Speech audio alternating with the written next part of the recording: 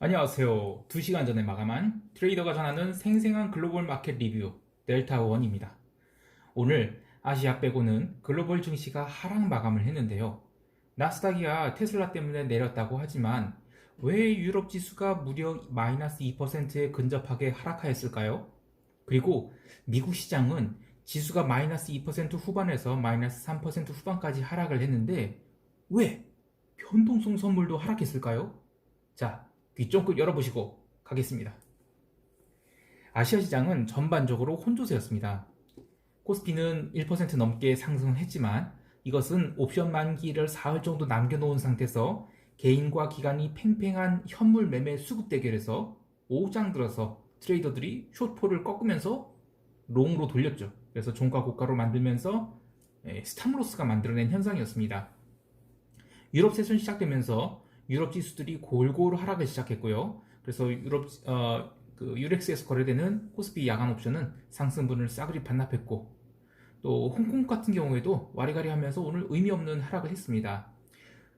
저는 기준이 1% 절대값 혹은 2% 절대값을 보는데요. 전일 종가 기준으로 한 방향으로 1% 이상을 움직여야 의미 있는 변화라 보고, 장중 저점이나 고점 대비 움직인 것은 그냥 단순히 노이즈로 봅니다. 그렇게 노이즈가 계속되면 이 트레이딩하는 입장에서는 패턴에 따라서 희비가 엇갈릴 수는 있겠지만, 이 포지션 트레이딩을 하거나 또 매크로 관점에서 보는 분들은 뭐 그런 흐름들은 의미를 부여할 필요가 없습니다. 아무튼 아시아 시장은 의미 없는 흐름이었다. 그 정도로 요약하겠습니다. 자, 이제 유럽 세션 볼까요? 유럽은 의미가 있었습니다. 유럽 세션 시작하면서 유럽 지수들이 반등을 못하고 솔솔 밀리기 시작했죠. 여러 가지 요인들이 있겠지만 이 대부분은 이런 얘기를 하시더라고요. 이 프리마켓, 그러니까 미국이 장 시작 전 시간 외 거래에서 테슬라가 큰 폭의 하락을 코트하면서 이 나스닥 선물이 밀린 게 이게 유럽 시장이 투심 악화에 대한 원인이 아니겠느냐, 이런 말씀을 하신데요. 저는 조금 다르게 보고 있습니다. 저는 제가 어제도 한번 얘기했는데 지난 8월에 오버슈팅한 것들을 되돌림하는 과정으로 보고 있습니다. 그게 상품 선물이 됐든 통화가 됐든 나스닥 빅테크 세븐이 됐든 그런 언와인딩하는 과정에서 무슨 이유를 따지고 자시할 게 있느냐. 개별 로컬 이슈들은 이 거대한 흐름, 즉 언와인딩에는 영향을 미치지 않을 거다 했었죠. 오늘 유로화가 FX 기준 1.18을 깨느냐 마느냐가 저는 핵심이었다고 봅니다. 어제도 버텼었죠. 그리고 계속 그렇게 버티니까 아시아에서 뭐 오지 달러, 키위 달러, 그리고 페소 같은 것도 달러 못 살아나네 하면서 버텼는데 오늘은 달랐죠. 트레이더 입장에서 보면 오늘 달러 인덱스에 대한 이 숏포지셔너들이 최소한 조금이라도 비중 축소를 하거나 아니면 청산을 하지 않으면 리스크가 좀 더 커질 수가 있겠죠. 그래서 오늘 리스크를 줄이기 위해서 달러 숏에 대한 거를 조금 꺾었다고 봅니다. 아무튼 한번 이 달러롱, 그러니까 유로가 됐든 비달러 바스켓 중 한두 놈은 부러질 거라고 생각했는데 어제는 이 다른 놈들 다 버틸 때 파운드가 로컬 이슈로 밀렸었죠. 그리고 오늘 아시아 세션에서도 무지하게 강했던 오지 달러가 다 밀려버렸습니다. 파운드는 어제 이어서 또 밀렸고요. 바로 이게 핵심인 겁니다. 그냥 시장은 쉬어가려는 겁니다. 사실 그간 유로가 1.2에 근접하러 막 달렸을 때 ECB에서 경고 어나운스가 있었죠. 그러면서 수출주 중심이 독일은 유로 강세가 너무 심하니까 이건 오히려 악재다 이렇게 여겨지기도 했고요. 그런데 왜 오늘 유로가 밀리는데 독일이 오르지 못하고 하락을 했을까요? 저는 어제 독일이 오른 것이 이 유로 약세에 대한 수혜를 받아서 기술주 중심으로 먼저 올랐다고 봅니다. 근데 그것은 다르게 해석하면 오늘 미국 세션이 이제 어제 휴일에 이어서 오픈을 하게 되면 최소한 나스닥은 밀려도 이 시클리컬 업종, 그러니까 올드 이코노미들은 반등할 것이다 라는 것에 대한 선베팅이 어제 독일 증시에서 들어왔다고 봅니다.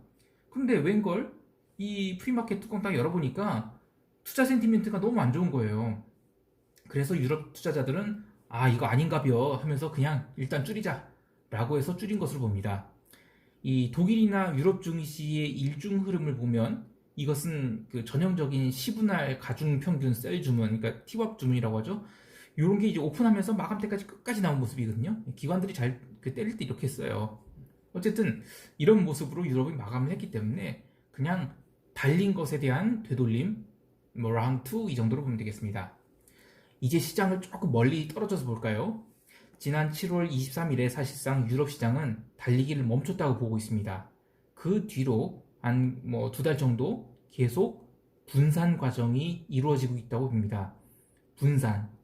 누군가가 이제 그 큰 손들이, 소위 이제 스마트한 큰 손들이 조심스럽게 매도를 한 거죠. 그러면서 매도를 하면서 더 많은 투자자들, 시장 참여자들이 들어오게 됐는데, 그 분산이 대상이 리테일 개미들인지 아니면 ETF인지는 모르겠습니다. 어쨌든 아직까지는 시장에서 롱이든 숏이든 선도하는 방향성 포지션들은 없다라고 봅니다. 이럴 때 무리해서 힘을 빼면 안 되죠. 오히려 그렇지, 기간 조정 끝나면 한 번쯤 크게 눌리던데 그때를 신규로 롱을 잡을 기회로 삼자. 이렇게 한두 템포를 늦춰서 보면 이 속도 편하고 좋습니다. 장중에 작은 흐름들에, 물론 1%가 작은 건 아니지만 그런 거에 휘둘리면 안 됩니다. 참, 유럽 시장 오픈 1시간 전에 발표된 이 독일 무역 수지는 예상보다 큰 흑자가 나오긴 했는데, 이 수출액도 감소했고 수입액도 감소한 불황형 흑자가 나왔습니다. 그리고 유로존 GDP는 컨센서스 수준으로 나왔기 때문에 뭐 두 경제 지표 모두 시장에는 영향을 미치지 않았다라고 할 수 있겠습니다. 이제 미국 세션 볼까요? 미국이 본장 딱 오픈하면서 테슬라가 갭다운 마이너스 10%딱 찍고, 그 전부터 유럽 세션에서 매도가 꾸준히 나와서 미국도 제법 갭다운이 컸습니다. S&P나 나스닥이나 전일 휴장이었음에도 불구하고 일렉트릭 마켓은 단축 거래라도 했기 때문에 그것을 감안하면 상당히 좀 큰 하락으로 출발을 한 것이죠. 그런데 그나마 처음에는 반등이 나왔는데 반등도 약했습니다.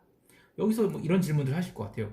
뭔 소리냐? S&P 바닥에서 장중에 1% 이상 반등을 뭐 3번씩이나 했는데 반등이 약하다는 게 말이 되냐? 하실 텐데요. 네, 제가 보기에는 반등이 약했습니다. 그 근거는 보통 지수가 반등할 때는 두 가지로 봐야 됩니다. 첫 번째는 변동성 자체가 높은 상황, 즉 마켓 뎁스가 낮은 상황에서 이 손절매와 같은 폭력적인 주문들이 딱 해소되고 나면 호가가 막 비어있던 게 다시 채워지죠. 그런 상황에서 발생하는 반등이 있습니다. 이런 걸 뭐 데드캣 바운스, 자율 반등이라고도 하죠.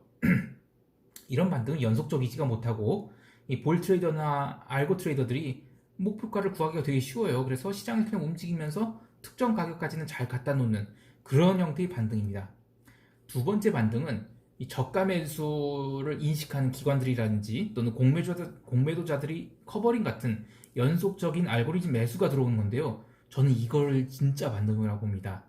그런 반등의 모습은 이 마켓 모니터 알고리즘에 포착될 수도 있고 또 뭐 트레이더의 오랜 경험에서 포착될 수도 있는데, 대부분 장중 조정 없이 거의 상당한 시간 동안 반등이 이어지고 또 어떤 경우에는 종가로 갈수록 반등이 더욱더 강해지는 그런 형태로 나타납니다. 그러면 오늘 미국 세션 반등 어땠어요? 아쉽게도 첫 번째 유형이 반등이었죠. 그래서 저는 오늘 반등은 의미가 없다라고 보는 겁니다. 개별 종목들 뜯어보면 이 테크7 시스터즈 죄다 빠다리가 났죠. 미친 퍼 1292 테슬라 마이너스 21%, 마이크로소프트 마이너스 5.42%, 애플 마이너스 6.73%. 뭐 다들 안 좋아요. 그런데 그러면 굴뚝들은 얼마 반등했을까 열어보면 그것도 아닙니다. 금융주들도 아주 안 좋죠. 뭐 JP 모건, 골드만삭스, 모건 스탠리 이런 거 투자은행들이 그렇다 치고 소매은행들 싸그리 안 좋습니다. 뭐 비자, 마스터 다 필요 없고요. 그러면 이거는 시크리컬로 과연 갔을까? 아닐 것 같습니다. 뭔가 더 있다고 봅니다. 커머디티 좀 볼까요? 구리는 전일 구리광산 수급 문제 같은 개별 이슈가 있어서 어제 강했었죠. 그런데 오늘 유로가 너무 약세를 보이니까 함께 빠다리가 났습니다. 기름은 사우디가 고정거래선이 판매가를 인하했다는 소식이 어제 있었는데 그 뒤로도 계속 스탑로스가 나오면서 하락을 했죠. 내일은 원유 재고 미국에서 발표한 날인데 아마 내일쯤이면 언더가 나오지 않을까 싶습니다. 변동성이 커지면 반등도 좀 가능하기 때문에 트레이딩 바이로서는 가능할 수 있겠지만 이 점 항상 염두에 두세요. 42.5달러 이상에서는 몇 달에 걸쳐서 이 원유 생산자들이 매도 해지가 쌓여서 있다는 것. 그러니까 반등을 한다 하더라도 절대로 40불 근접도 못할 겁니다. 그 점 생각해 두시고 트레이딩 하시는 게 낫겠습니다. 자, 시장 총평해 볼까요? 트레이더 입장에서는 전 좋은 시절이 오는 것 같아요. 이 트레이더가 가장 싫어하는 것은 상승장도 아니요, 하락장도 아니요, 이른바 껌딱지장, 횡보장이죠. 변동성이 있어야 돈을 벌 수 있지 않겠어요? 그런데 이 글로벌 변동성이 살짝 살아나는 것 같아서 저는 좀 기분이 좋아요. 이럴 때는 레버리지만 잘 관리한다면 좀 사소한 트레이딩 아이디어를 하더라도 시장에 먹혀 들어갈 수 있습니다. 그래서 저 같은 핫바리도 시장에서 돈을 벌 수 있죠. 물론 이 퍼 1290 같은 주식을 사는 미친 짓은 하면 안 돼요. 그건 답이 없습니다. 예. 미국 주식에 미치는 거 저는 좀 아닌 것 같아요. 어쨌든 핵심은 시장이 움직인다. 그러니까 레버리지를 줄이자. 그리고 그것도 못하겠으면 그냥 한 발짝 떨어져서 보면서 쉬자. 이 이야기를 하고 싶습니다. 참 하나 빼먹었네요. 미국 시장이 하락을 했는데 왜 변동성 지수 선물은 상승폭을 죄다 반납하고 약보합으로 끝났을까요? 네, 그것은 시장의 흐름, 그러니까 상승폭이나 뭐 하락폭 이런 시장의 변동폭이 변동성 지수에서 기대하는 만큼이 변동성을 보이진 않았다라는 것입니다. 그래서 하락을 했어요.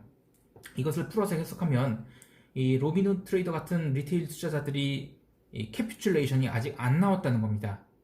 기관들은 이 양놈 개미들이 매수를 받쳐댈 때 조심스럽게 자신들이 롱 익스포저를 줄였다라고 봅니다. 따라서 변동성이 못 오른 것을 시장이 바닥쳤다는 신호로 여기면 좀 안 될 것 같아요.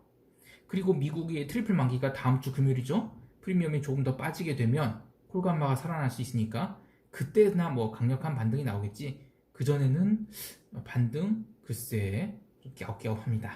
어쨌든 묻지마 숏 같은 거는 조심하고 반등이 나왔을 때는 짧게 먹튀 이게 좀 맞을 것 같습니다. 오늘도 즐거운 트레이딩 하시기 바라고요. 그리고 저한테 악플을 달아주셨는데 악플을 보니까 저 기분이 참 좋더라고요. 뭐 악플이 왜 기분 좋냐라는 생각하면 왜 악플이 달려야 진정한 유튜버라고 하잖아요.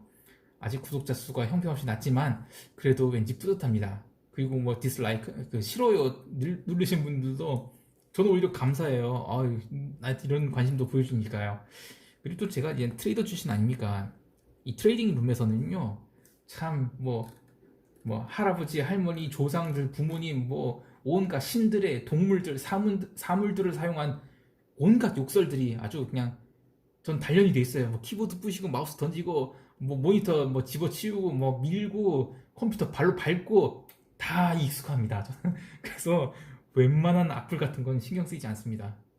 그래서 악플 달아주시는 거 저는 신경 쓰지 않지만 가급적이면 그래도 근거 있는 문제 제기를 해주시면 저는 좀 구체적으로 답변도 달아드리고 싶어요. 그러니까 온갖 종류의 답글 감사합니다. 쉐린 인사자 수고하셨습니다.